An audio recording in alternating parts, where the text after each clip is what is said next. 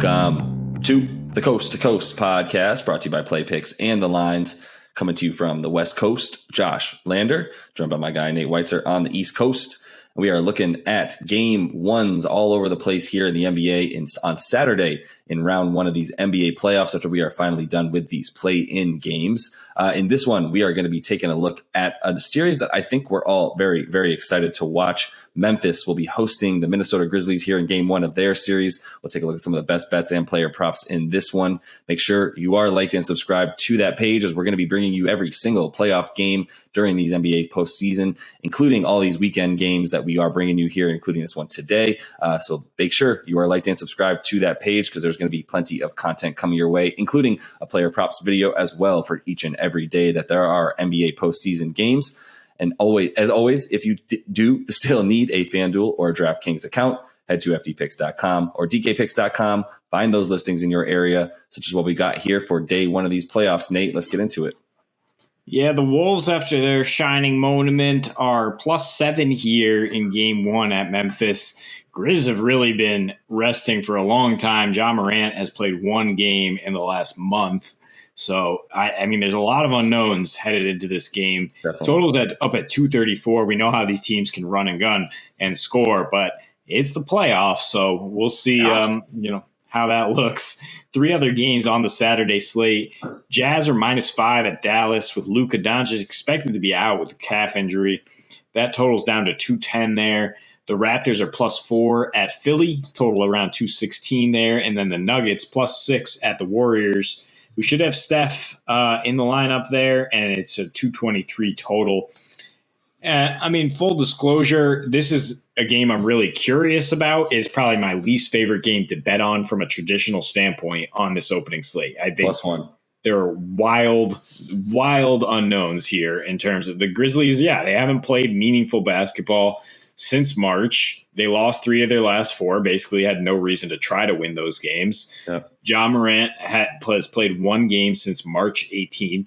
They had that weird stretch where they were just way better without him. Then they started losing other guys out of the lineup. Minnesota is a real feisty team that's given them some trouble this season.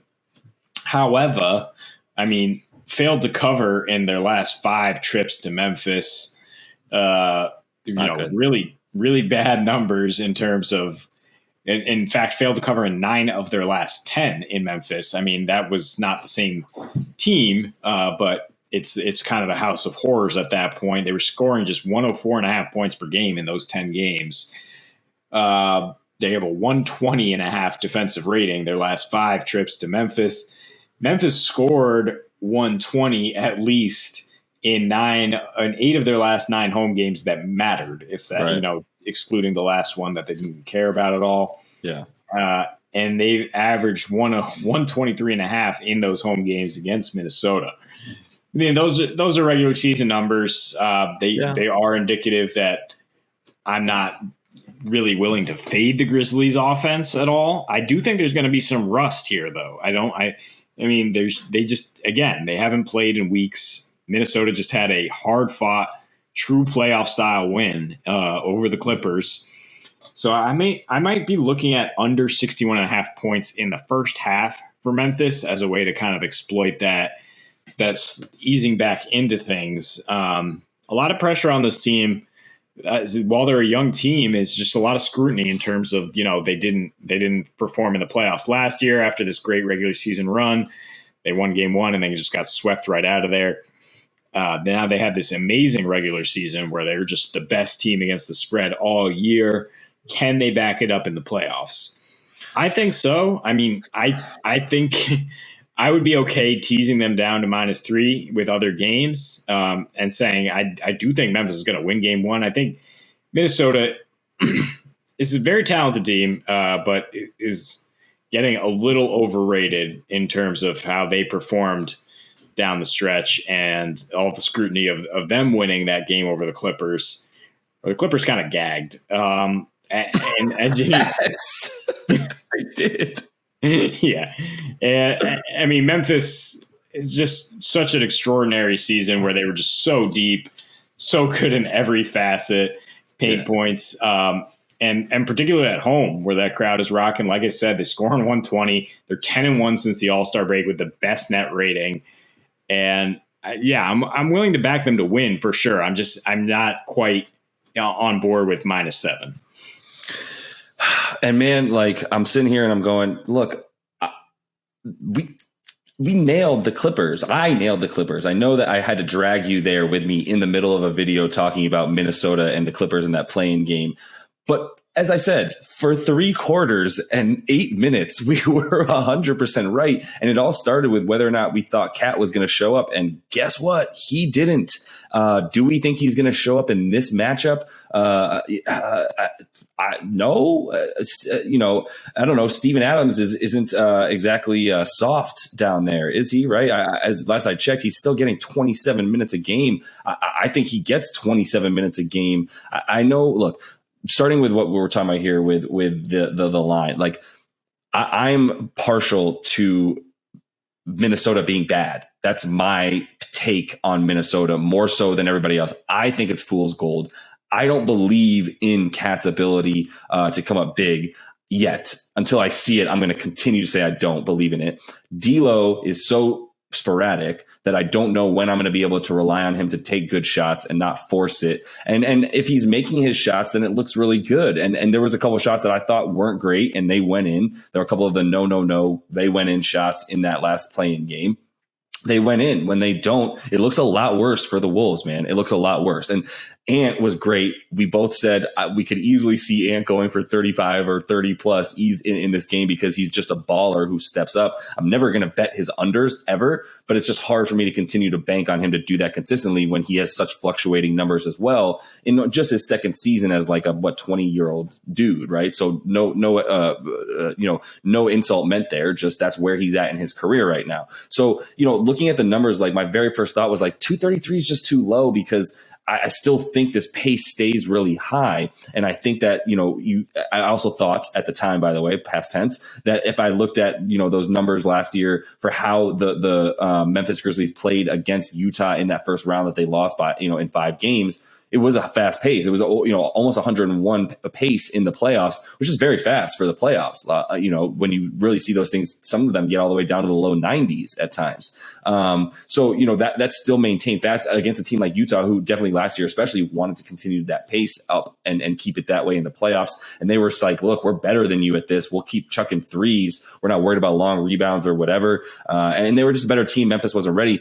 I do think, look, the talk about Memphis is, they are a regular season team because they're deep as hell. That's why they're able to at one point be 20-2 without Ja, ending, I think, 20-5 because they started losing a bit at the end, like you said.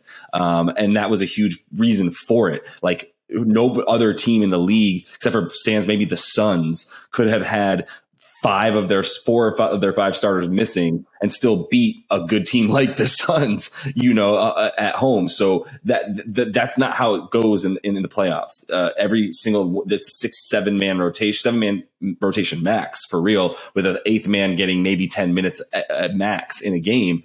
So it's not as important to have that deep bench. I'm conflicted because I don't believe in Minnesota. I believe in Memphis. While I do think they'll decline from the pace of play that they had in terms of their success in the regular season a bit, I still think that with the Warriors, who I don't believe in right now until I see Steph play, I do think that the Memphis Grizzlies are conference championship bound. The last thing I'll say is that obviously the series at -330, not necessarily worth it. That's going to happen. They're winning this series. Game 1, I could see them riding that high in terms of the Grizzlies coming in, the rust for Memphis.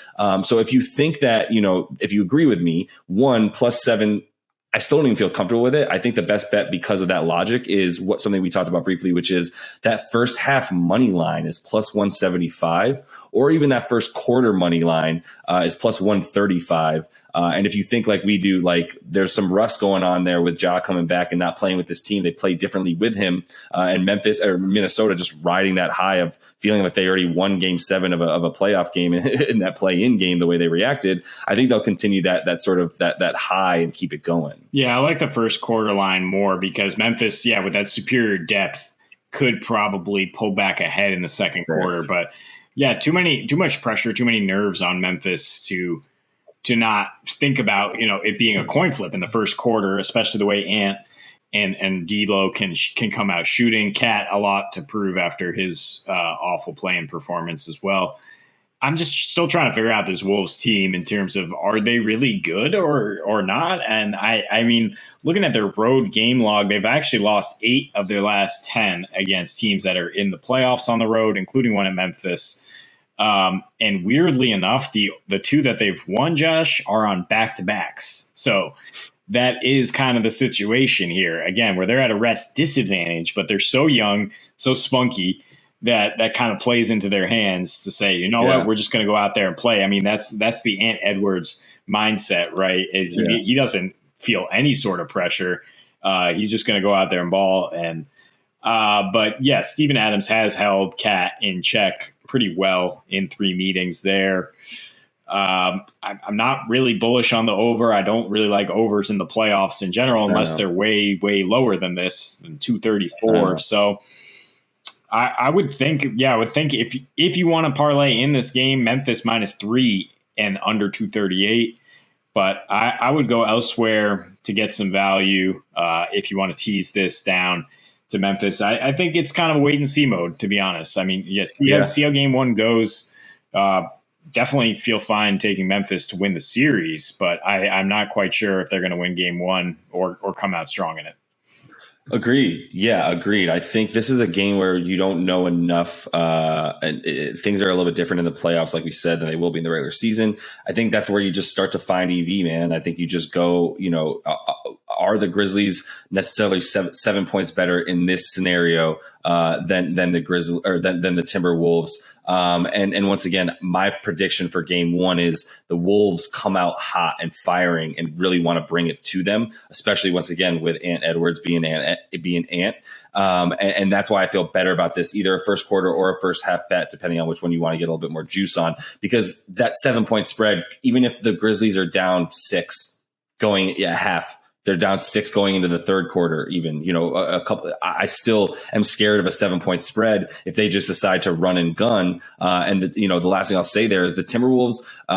There is some I think some legitimacy to the fact that, you can, in terms of the over here, in terms of points rather, and in terms of Memphis being a team to back here, everything Memphis does, we talk about it all season: points off turnovers, fast break, second chance points in the paint. That's Memphis. That's all of those stats are Memphis, right? They own them, right? They're either 1, 2, 3, 4, 5, whatever in all of those for the season, no matter where they're playing.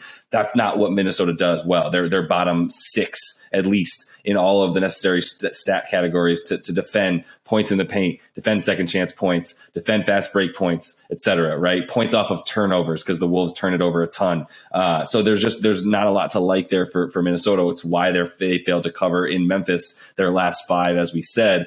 So that's why I think there's some value to be found in Minnesota in the first half and the first quarter. Nowhere else in the game, to be honest. And I would prefer an over, but I don't even honestly know if Minnesota will be able to come along if in the third, fourth quarter Memphis decides to lock it up and really shut things down playoff style. So that is all the time we have in this one. It might not be our favorite game to bet, but it's going to be one of our favorite games to watch. I know that there's going to be lots of drama, lots of up and down basketball with some young legs and athleticism all over the floor. So a lot of fun basketball to watch. Plenty more fun basketball to watch the rest of this Saturday, as it's the first day of playoff basketball this postseason. So we are bringing you every single video with a game video here for every single playoff game moving forward, as we mentioned. So make sure to like and subscribe to that page. And until we see you next, happy betting.